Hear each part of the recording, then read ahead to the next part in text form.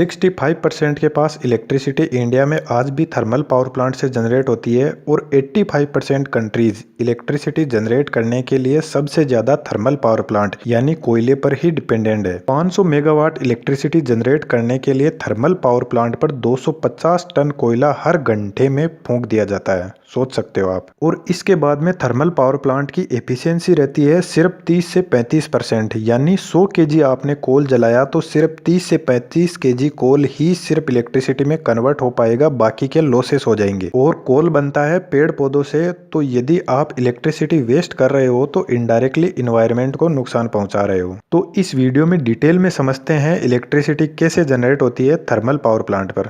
सबसे पहली ज़रूरत इलेक्ट्रिसिटी जनरेट करने के लिए होती है पानी की। तो यदि आपने देखा हो कोई भी पावर प्लांट होता है वह पानी के सोर्स के पास में ही लगाया जाता है, चाहे वह थर्मल हो या न्यूक्लियर पावर प्लांट हो या हाइड्रो पावर प्लांट हो। तो सबसे पहले कोयले को कोल माइन से पावर प्लांट तक ट्रेन की हेल्प से लाया जाता है और इस कोयले को खाली किया जाता है कोल यार्ड के अंदर। कोल यार्ड वह जगह होती है जहां कोयले को पावर प्लांट में रखा जाता है कोल मैनेजमेंट के लिए, और यह कोल यार्ड अराउंड 50% के आसपास जगह पावर प्लांट की कंज्यूम कर जाता है। इंडिया में 2018-19 के ईयर में 622.22 मिलियन टन कोयला इलेक्ट्रिसिटी जनरेट करने के लिए यूज हुआ, और यह कोयला या तो जमीन खोद कर निकाला जाता है या फिर पेड़ों को काट कर बनाया जाता है। जैसे कोल इंडिया लिमिटेड एक बिगेस्ट कोल माइनिंग कंपनी है इंडिया की। तो जब इस कोल को खानों से निकालकर पावर प्लांट तक लाया जाता है तो इसमें बहुत सारी इम्प्योरिटीज होती है। तो सबसे पहले इसमें से बेस्ट क्वालिटी के कोयले को अलग किया जाता है, फिर इस साफ किए हुए कोयले को कन्वेयर बेल्ट की मदद से भट्ठी तक पहुंचाया जाता है।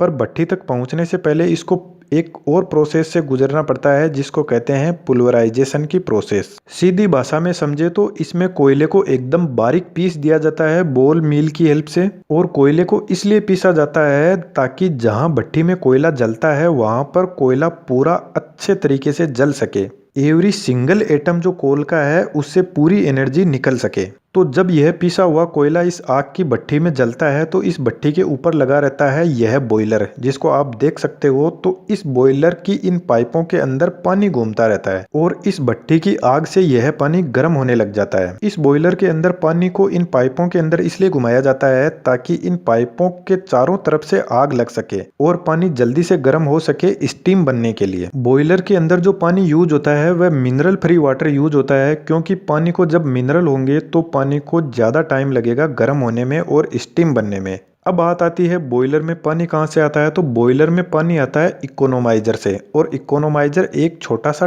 टैंक जैसा होता है जिसको आप देख सकते हो। और इस इकोनोमाइजर को सेट किया जाता है इस आग की भट्ठी के पास में एकदम टच करके, ताकि पानी बॉयलर में जाने से पहले इस भट्ठी से थोड़ा गर्म हो जाए। और इस इकोनोमाइजर में पानी कहां से आता है उसकी अपन आगे बात करेंगे, वहां पर आपको अच्छे से समझ आएगा। अब जो यह थर्मल पावर प्लांट है इसमें इस आग की भट्ठी को लेकर दो प्रॉब्लम सबसे बड़ी आती है। पहली, जब इतना मिलियंस ऑफ टन कोयला जलता है तो इससे बनने वाली जो राख होती है उसका मैनेजमेंट का। अब आप सोच सकते हो कि 500 मेगावाट इलेक्ट्रिसिटी जनरेट करने के लिए 250 टन कोयला हर एक घंटे में जलाया जाता है। और जो दूसरी प्रॉब्लम है, जब कोयला पिसी हुई फॉर्म में जलता है तो इसको धुएं की फॉर्म में चिमनी से होते हुए इन्वायरमेंट में उड़ने का डर रहता है, क्योंकि यदि इतनी मिलियंस ऑफ टन कोयला में से यदि 1 टन कोयला भी उड़ गया तो कुछ ही दिनों में शहर में काले बादल छा जाएंगे। तो इस गर्म राख को मैनेजमेंट के लिए सीमेंट की फैक्ट्री में भेज दिया जाता है जहां सीमेंट बनती है। और बहुत से सीमेंट के प्लांट तो ऐसे भी है जिनका खुद का पावर प्लांट होता है इलेक्ट्रिसिटी जनरेट करने के लिए। दूसरा, जब कोयला जलता है तो जो कोल के भारी पार्टिकल होते हैं वह तो नीचे बैठ जाते हैं, पर जो हल्के पार्टिकल होते हैं वह फ्लू गैसेस के साथ में उड़ने लगते हैं। तो इन फ्लू गैसेस को एनवायरनमेंट में छोड़ने से पहले इलेक्ट्रोस्टैटिक प्रेसिपिटेटर से गुजरना पड़ता है, जिसको शॉर्ट में बोलते हैं ESP। और यह इलेक्ट्रोस्टैटिक प्रेसिपिटेटर लगा रहता है जो पावर प्लांट की चिमनी होती है उसमें। तो यह ESP जो जले हुए कोल के पार्टिकल्स होते हैं उनको अलग कर देता है और जो गर्म हवा होती है उसको एनवायरनमेंट में छोड़ देता है, और उसी उड़ने वाली राख को बोलते हैं फ्लाई ऐश। और दोस्तों, यह इलेक्ट्रोस्टैटिक प्रेसिपिटेटर ही यह वह डिवाइस है जो एयर पोल्यूशन को कम करता है। यह एयर में जो भी स्मोक और गैस के पार्टिकल होते हैं उनको रोक लेता है और जो गर्म एयर होती है उनको एनवायरनमेंट में छोड़ देता है।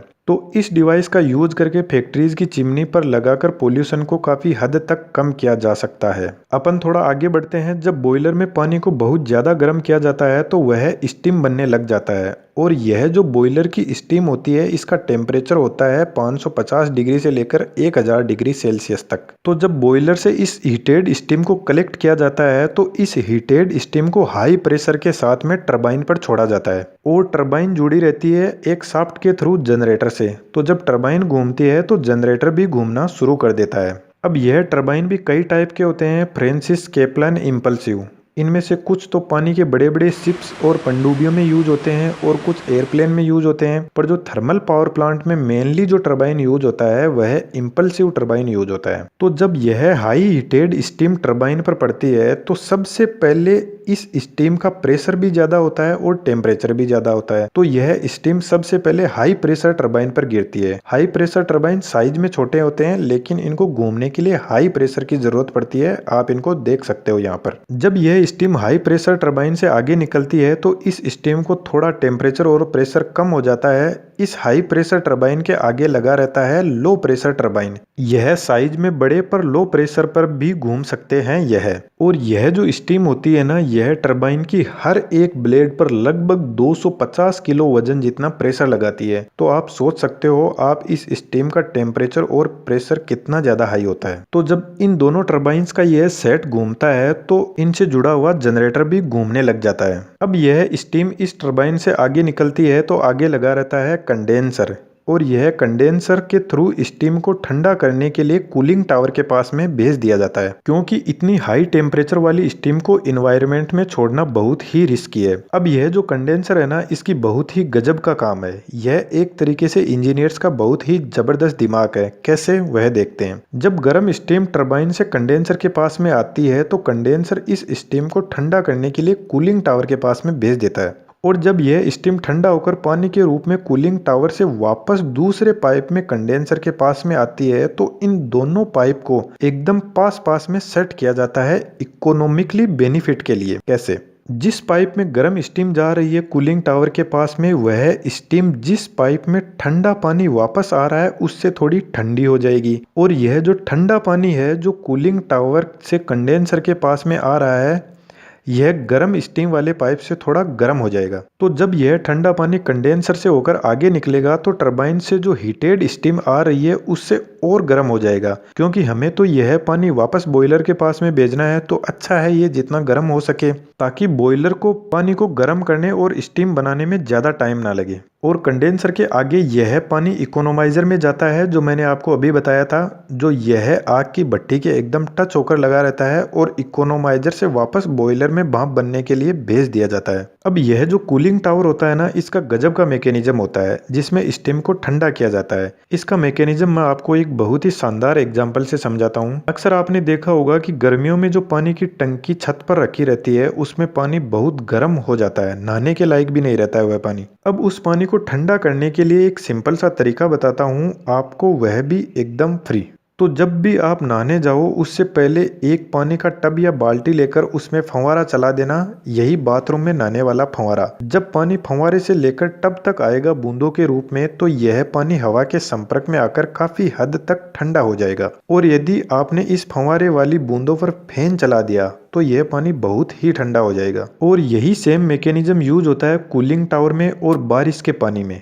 बारिश का पानी आप देख लेना बहुत ही ठंडा रहता है, इतना ठंडा कि कई बार तो बर्फ बनकर नीचे गिरता है, जिसको हम ओले बोलते हैं। जब स्टीम को कूलिंग टावर में ऊपर से नीचे की तरफ गिराया जाता है फंवारे से, तो रास्ते में हवा के संपर्क में वह ठंडी हो जाती है और पानी में भी बदल जाती है। और कूलिंग टावर आप नीचे से देख सकते हो खुला रहता है, इसमें नेचुरल हवा एंटर होती है नीचे से और स्टीम को ठंडा करके ऊपर निकल जाती है। और इस हवा के साथ में कुछ स्टीम भी एनवायरनमेंट में फैल जाती है, पर इसका कोई नुकसान नहीं है क्योंकि यह सिर्फ पानी है। कूलिंग टावर में नीचे की तरफ पानी रहता है और यह पानी जब पावर प्लांट को किसी नदी या तालाब के पास में सेट किया जाता है तो पंप से खींचा जाता है और यह पानी स्टीम को ठंडा करने के लिए काम में आता है, और बाद में यही पानी आगे बॉयलर के पास में जाता है गर्म होने के लिए। अब यह जो जनरेटर घूमता है टरबाइन से 11,000 वोल्ट यानी 11 केवी तक जनरेट करता है। यह जनरेटर फेराडे के लॉ ऑफ मैग्नेटिज्म पर काम करता है और इस पर मैंने डिटेल में एक सेपरेट वीडियो बनाया है। इस आई बटन पर क्लिक करके आप जरूर देखना, आपका बहुत नॉलेज बढ़ेगा। अभी तो इलेक्ट्रिसिटी सिर्फ जनरेट हुई है, इसको हमारे घरों तक पहुंचने के लिए बहुत लंबा सफर तय करना है। यह जो पावर प्लांट की पूरी प्रोसेस होती है यह ऑटोमेटिक होती है।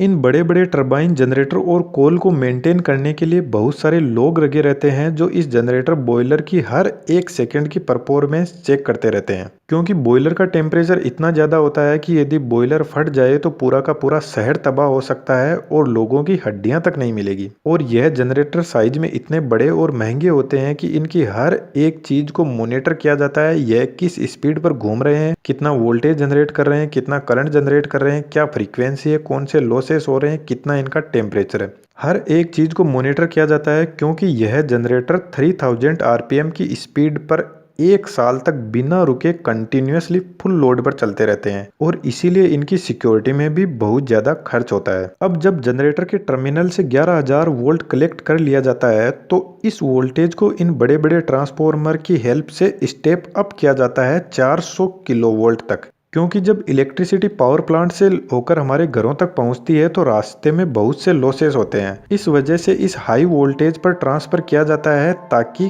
कम से कम लॉसेस हो। जब यह 400 केवी इन बड़े बड़े टावर की हेल्प से बड़ी सिटी के बड़े जीएसएस में लाया जाता है तो इस 400 केवी को स्टेप डाउन किया जाता है वापस 11 केवी तक। अब इस ट्रांसमिशन लाइन का भी बहुत ध्यान रखना पड़ता है। इसका भी load flow every time check किया जाता है, क्योंकि इनमें 4 लाख वोल्ट से जो इन पर इफेक्ट पड़ता है वह बहुत ही जबरदस्त होते हैं। तो जब इन बड़े बड़े ट्रांसफॉर्मर से इन 400 केवी को 11 केवी तक स्टेप डाउन कर लिया जाता है तो इस 11 केवी की लाइन की हेल्प से हमारे घरों तक ट्रांसफर किया जाता है। और यदि आपने देखा हो तो इस 11 केवी को घरों में यूज करने से पहले हमारी गली के नुक्कड़ या घरों के पास में एक छोटा ट्रांसफॉर्मर लगाया जाता है जो इस 11 केवी को 400 वोल्ट तक स्टेप डाउन करता है। और इस 400 वोल्ट में 3 फेज और एक न्यूट्रल वायर होता है, तो एक फेज और एक न्यूट्रल वायर लेकर हमारे घरों में 220 वोल्ट की इलेक्ट्रिसिटी पहुंच जाती है, जिसको हम काम में लेते हैं। और घर की शानदार सुविधाओं में बैठकर बोलते हैं कि यार लाइट क्यों चली जाती है।